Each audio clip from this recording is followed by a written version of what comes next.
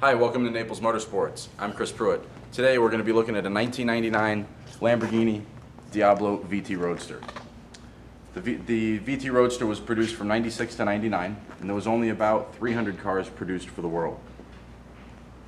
As we look at this one, you'll notice it's got fixed headlights. That's a different from the earlier Diablo Roadsters, or the earlier Diablos in general, where they actually all had pop-up headlights. One of the things that they did in 99 is they gave the Diablo a facelift. So now you have fixed headlights with a carbon fiber trim. That was exclusive to 99.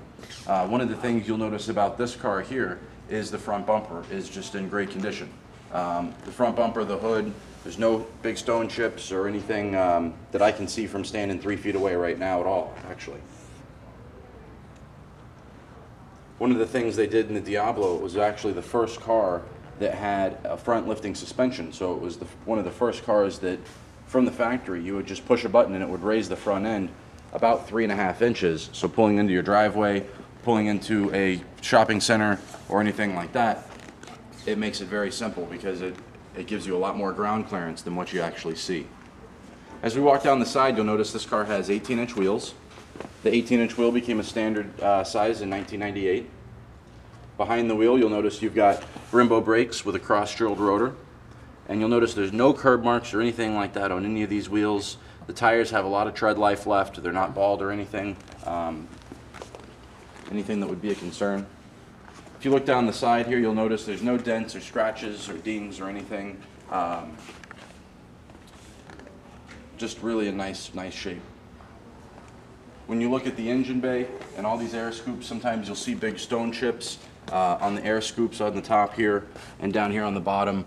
And then you'll see sometimes that the heat from the engine actually can cause bubbling in the paint.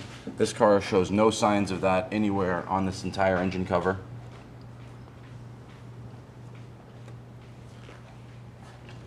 Again, the back wheel, good tread life on the tires. No curb rash or anything on the actual rim itself. Again, Brembo brakes behind there. A lot of times you'll see a lot of what they call pepper spray on the back of the bumper here from just stones and stuff that have come up from the road, but this car actually is in very, very nice shape. This car has the factory spoiler, which was one of the few options you could get in 99.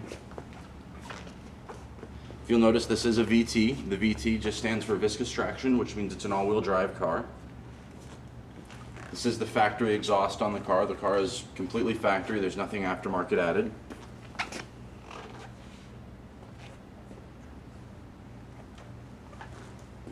Again, when we get to the driver's side, there's no big stone chips on any of the air vents. Even down here, they're all just in great shape. No dents or scratches, no curb rash on the wheels. Before we go too far, I do want to show you, I do have the books for this car. A lot of times people lose them for some reason over the years, but I do have them, as well as the key and remote for this car.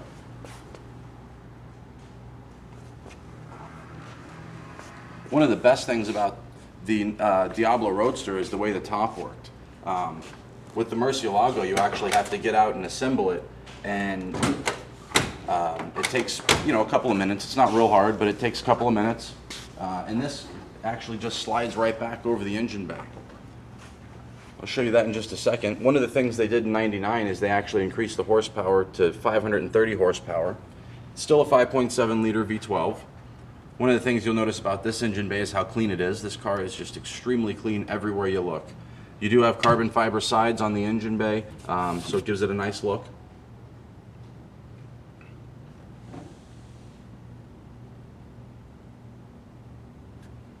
Let me show you how the top works. You got 2 clips on each side, one in the front, one in the back. I'm going to go ahead and release these. Go around to the other side and do the same thing.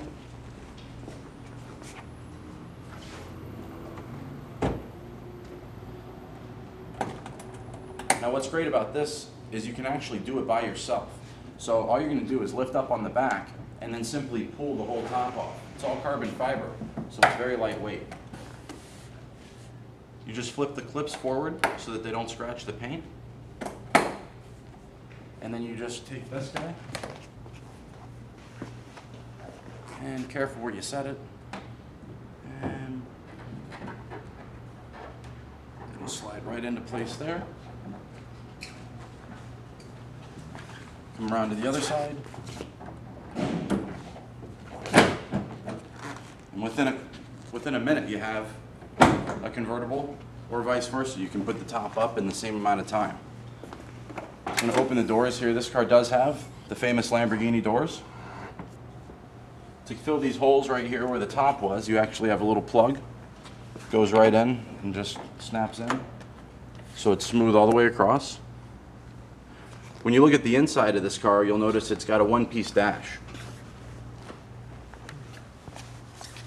They changed that for '99. In '99, they got rid of the gauge pod and made it one smooth dash, which really makes this car look like a modern day car. It got rid of the old styling of what the Diablo looked like. And you know, if you pull up next to a Murcielago, people that don't know Lamborghinis think that this car is brand new.